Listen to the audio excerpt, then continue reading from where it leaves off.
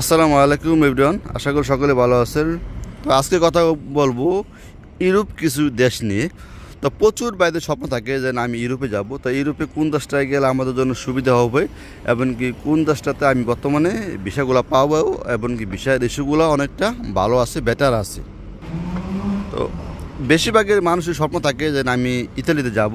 তেমনি আমার এক স্বপ্ন ছিল, আমি 2010 সাল থেকে স্বপ্ন দেখে আসছি যে আমি ইতালিতে ঢুকবো যেভাবে হোক। তো 2010 সাল থেকে ট্রাই করে আজকে 2025 সাল চলে আসছে, প্রায় আপনার 15 বছর হয়ে গেল। তা 15 বছর পরে যেহেতু আমি এখানে আসতে পেরেছি, তার জন্য উপর আল্লাহর কাছে শুকরিয়া আদায় করি। কারণ দেখা গেছে অনেক স্বপ্ন ছিল আমি এখানে আসবো। তো দেখা গেছে কোনো ভুল আমি ডাইরেক্টলি আসতে পারিনি, তো আমি অন্য দেশ হয়ে আমার এখানে আসতে হয়েছে। তো আপনারা যদি এমন আমার মতন যদি ট্রাই করেন, তো তাহলে দেখা গেছে আপনাদের স্বপ্ন ইনশাআল্লাহ পূরণ হবে। কারণ দেখা গেছে আপনার বর্তমানে কিন্তু আপনার ইতালি যে স্বপ্নটা, কারণ ইতালির আমরা কম বেশ সবাই জানি যে ইতালি অনেকটা কঠিন হয়ে গেছে অনেকটা হার্ড হয়ে গেছে।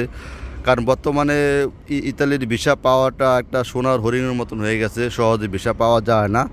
আর ভিসার জন্য যদি আপনি অ্যাপ্লাই করেন, দেখা গেছে আপনার লং টাইম একটা প্রসেসিং থাকে, দেখা গেছে হতে পারে তারপর না হতে পারে। দেখা গেছে আপনি এতদিন দীর্ঘদিন যাবত অপেক্ষা করবেন, করার পর যদি আপনি যদি এখানে যদি না আসতে পারেন, তখন দেখা গেছে আপনার সেক্ষেত্রে অনেকটা সমস্যা হয়ে যাবে। ঠিক আছে, তো তার চেয়ে বেটার হবে আপনি অন্য কোনো দেশে ট্রাই করেন। যদি অন্য কোনো দেশে যদি আপনি ট্রাই করেন, সেই ক্ষেত্রে দেখা গেছে আপনারটা অনেকটা ভালো হবে। তেমন কিছু দেশের নাম বলবো। তো প্রথমত দেশের নামটা বলবো, যেটা হচ্ছে আপনার 1 নাম্বার খুব ভালো একটি সার্ভিস আছে, সেটা হচ্ছে আপনার পর্তুগালে। তো পর্তুগালে কিন্তু আপনার বর্তমান 2025 সালে কিন্তু ভিসার ইস্যু খুবই ভালো আছে, এবং কি আপনি ইচ্ছা করলে পর্তুগালের জন্য ট্রাই করতে পারেন। হয়তো বা টাকা একটু বেশি নেবে, বেশি নিলে দেখা গেছে কি আপনি পর্তুগালে আসতে যদি পারেন, তা পর্তুগালে আপনি ওই টিএসসি কার্ড বলেন আর সৌজন্য বলেন, কারণ ওইটা দিয়ে আপনার যে কোনো দেশে আপনি কনভার্ট করতে পারবেন, অথবা ট্রান্সফার করতে পারবেন। আর ইতালি হোক, আপনার জার্মান হোক, ফ্রান্স হোক, স্পেন হোক, যে কোনো দেশের জন্য আপনার জন্য বেটার হবে, এমনকি খুব সহজভাবে আপনি বৈধ হতে পারবেন। তো এটার জন্য ভালো একটি সুবিধা আছে। তো অবশ্যই আমার যারা পরামর্শ, আপনি ট্রাই করবেন যে পর্তুগালের জন্য, যে পর্তুগালে একটু বেশিও লাগে তারপরও অনেকটা ভালো হবে, এমনকি ভিসার প্রসেসিংটা খুবই দ্রুতভাবে হচ্ছে। এটা গেলো ফার্স্টে। আর সেকেন্ড যেটা আছে সেটা হচ্ছে আপনার ক্রোয়েশিয়াতে। তা ক্রোয়েশিয়াতে আপনার 2025 সালে কিন্তু একটু ডাউন আছে। ডাউন বলতে বর্তমানে কিন্তু বাংলাদেশের জন্য ভিসার ইস্যু খুবই স্লো চলতেছে, এমনকি ডিমোশন চলতেছে, ভিসার ইস্যু খুবই খারাপ। তো এটা সবাই জেনে শুনে বুঝে তারপর দেওয়ার চেষ্টা করবেন।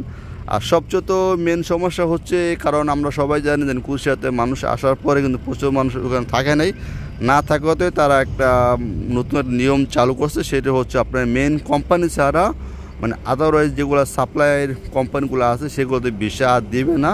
ভিসার ইস্যু তাদের জন্য টোটালি অফ আছে।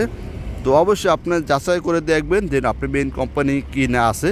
তো মেন কোম্পানিতে যদি আপনি জমা দিতে পারেন, তখন দেখা গেছে আপনার সেই ক্ষেত্রে ভিসার ইস্যু 90% থাকবে, আর বাকিরা উপরওয়ালা ইচ্ছা যদি আপনার নসিবে থাকে তাহলে অবশ্যই আপনি আসতে পারবেন। এটা গেলো দ্বিতীয় নাম্বারে। আর লাস্ট যেটা বলবো সেটা হচ্ছে আপনার নন সেনজেন একটি দেশ। তো ওই নন সেনজেন দেশটা যদি আপনি আসতে চান, খুবই ভালো হবে, আপনি অল্প টাকার বিনিময়ে এখানে আপনি আসতে পারবেন। সেটা হচ্ছে আপনার সার্বিয়া। তো এই সার্বিয়াতে যদি আপনি আসতে চান, তখন দেখা গেছে আপনার জন্য খুবই ভালো হবে। দেখা গেছে আপনার টাকা যদি কম থাকে, দেখা গেছে ওই টাকা কমের জন্য ওই দেশটি আপনার জন্য বেস্ট হবে। আর ওই দেশে যদি আপনি চাকরি করতে পারেন অথবা কাজকাম যদি করতে পারেন, তখন দেখা গেছে আপনার জন্য আরও বেটার হবে। কারণ ওই দেশ থেকে যদি আপনি অন্য দেশে যদি পাড়ি জমাতে চান, তখন দেখা গেছে অনেকটা আপনার জন্য একটা কঠিন হয়ে যাবে। কঠিন বলতে আপনার 3-4টা দেশ গেম দিয়ে তারপর কিন্তু এখানে আসতে হবে। যদি আপনি এত পরিশ্রম দিতে পারেন অথবা স্ট্রাগল করতে পারেন, সেক্ষেত্রে আলাদা হিসাব, দেখা গেছে আপনি আসতে পারেন।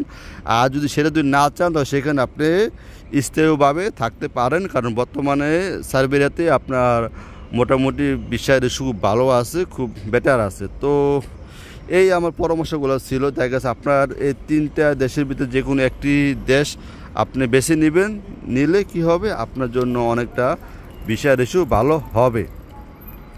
তাহলে তো এই আমার গাইডলাইন ছিল। তাহলে আজকের জন্য এই পর্যন্ত, সবাই ভালো থাকবেন, খোদা হাফেজ। আর আমার ভিডিওটা যদি ভালো লাগে অবশ্যই সাবস্ক্রাইব, লাইক, ফলো দিয়ে রাখবেন। তাহলে আজকের জন্য এই পর্যন্তই, আল্লাহ হাফেজ।